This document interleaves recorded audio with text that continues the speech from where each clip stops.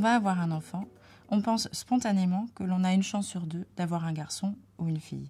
En réalité, la probabilité d'avoir un garçon est un tout petit peu plus élevée que celle d'avoir une fille, puisqu'il naît en moyenne 105 garçons pour 100 filles, sans que l'on puisse l'expliquer.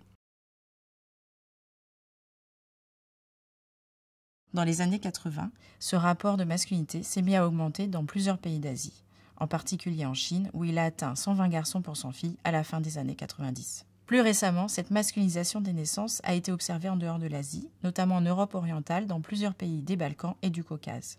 En Azerbaïdjan, par exemple, le rapport de masculinité a atteint des niveaux comparables à ceux de la Chine.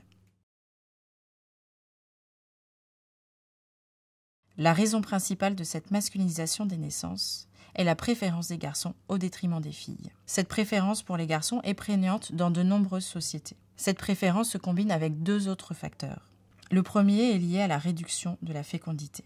Avec une descendance nombreuse, la probabilité d'avoir un garçon est grande. Mais quand les couples n'ont plus que 2 voire un seul enfant, le besoin d'avoir un fils devient une préoccupation.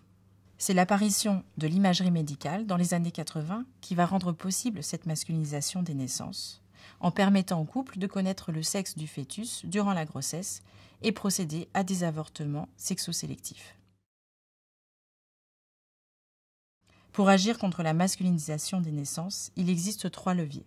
Le premier consiste à empêcher les couples de connaître le sexe du fœtus pour éviter les avortements sexosélectifs. Le second consiste à relancer la fécondité pour diminuer la pression sur les couples à avoir un fils. Le troisième levier, le plus fondamental, est celui de revaloriser le statut des femmes dans les sociétés.